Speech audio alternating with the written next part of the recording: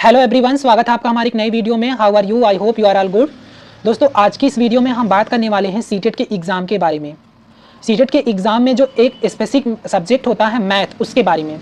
मुझे पता है कि आप लोगों में से बहुत सारे लोगों का मैथ बहुत ही ज़्यादा वीक होता है, लेकिन अगर अपने आपने ग्रेजुएशन मैथ से या बायो से बीएससी किया है तो आपको सीटेट में मैथ से क्वेश्चन ज़रूर से ज़रूर देखने को मिलते हैं, चाहे वो पेपर फर्स्ट हो या पेपर सेकेंड हो।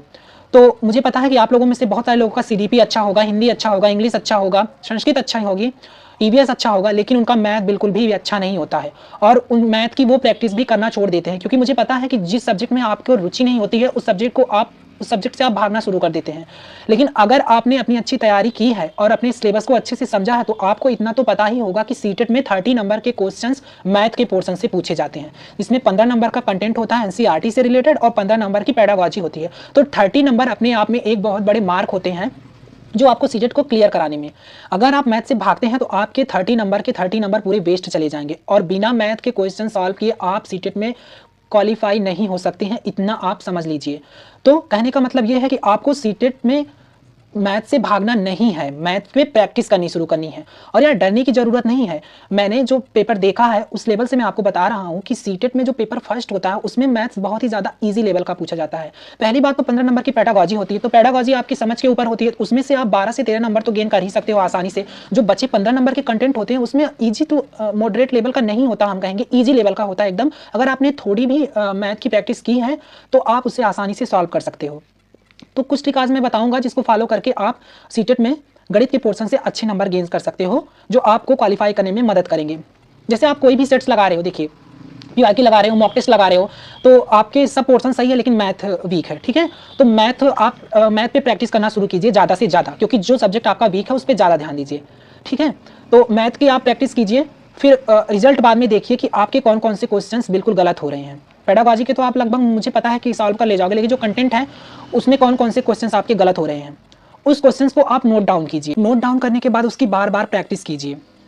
और दूसरी बात ये आप ध्यान दीजिए, अगर आप जैसे कोई पीवाईक्यू लगा रहे हो, कोई भी मॉक टेस्ट लगा रहे हो, जैसे आपने पीवाईक्यू लगाया 1 साल 2 साल 3 साल का, तो आप ध्यान दीजिए कि मैथ में कौन से क्वेश्चंस रिपीटेड हो रहे हैं बार बार, क्योंकि सीटेट एग्जाम साल भर में 2 बार कंडक्ट कराता है, तो क्वेश्चंस रिपीटेड होना जाहिर सी बात है और होते भी हैं। तो जो क्वेश्चंस आपके रिपीट हो रहे हैं मैथ में उनको आप नोट डाउन कर लीजिए और उम्मीद है कि इस बार भी वो क्वेश्चंस जरूर ही रिपीट किए जाएंगे। तो जो क्वेश्चंस रिपीटेड हो रहे हैं उसको नोट डाउन कर उस पर भी प्रैक्टिस करना शुरू कीजिए।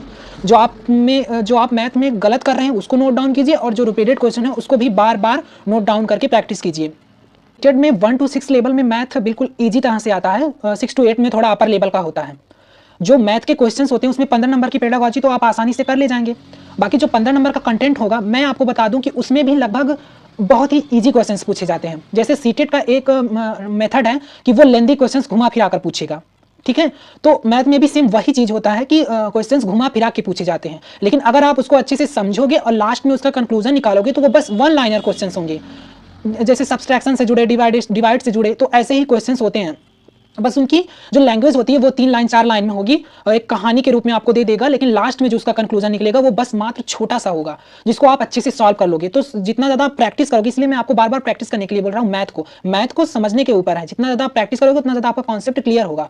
जब आप क्वेश्चन को देखोगे तो उसका कंक्लूजन निकाल पाओगे कि इसमें करना क्या है, ठीक है। तो इस तरह के सीटेट में क्वेश्चंस पूछे जाते हैं, तो उसको भी आप बार बार प्रैक्टिस कीजिए और दिन में 1 सेट्स या 2 सेट्स लगाना शुरू कीजिए, क्योंकि मुझे नहीं लगता है कि ज़्यादा पढ़ने की ज़रूरत है सीटेट में, ज़्यादातर करके मैथ में। लेकिन जिसका वीक होता है, मैं समझ सकता हूँ, वो उससे भागना शुरू कर देता है और भागते भागते वो बिल्कुल प्रैक्टिस ही नहीं करता है और उसका बिल्कुल सब क्वेश्चंस छूट जाते हैं सीटेट में मैथ के पोर्शन से। और 30 क्वेश्चंस बहुत ही ज़्यादा होते हैं, तो उसको छोड़ना नहीं है। आपको जो नहीं आ रहा है उस पर बार बार प्रैक्टिस करनी है। बाकी के सब्जेक्ट तो आपको तैयार है, तो इन जो बाकी के 20 दिन बचे हैं उस पर आप मैथ को दीजिए, मैथ पे उतने टाइम दीजिए, तो ताकि आपको 30 जो नंबर है उसमें से कम 20-22 मार्क्स तो मिल जाएं।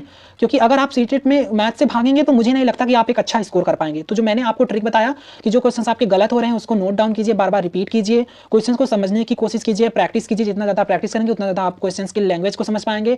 केवल लैंग्वेज घुमा फिरा के क्वेश्चंस पूछता है मैथ में, बाकी बिल्कुल ईजी होता है क्वेश्चंस। और जो नॉर्मल कंटेंट अगर पढ़ना चाहते हैं तो एनसीईआरटी से 1 to 6 लेवल की बुक ले लीजिए, उसको आप पढ़ना स्टार्ट कर दीजिए और सबसे ज़्यादा हेल्पफुल तो आपको पीवाईक्यू करेगी ही। तो ये सब ट्रिक आप फॉलो करके मैथ में भी अच्छे नंबर गेन कर सकते हो।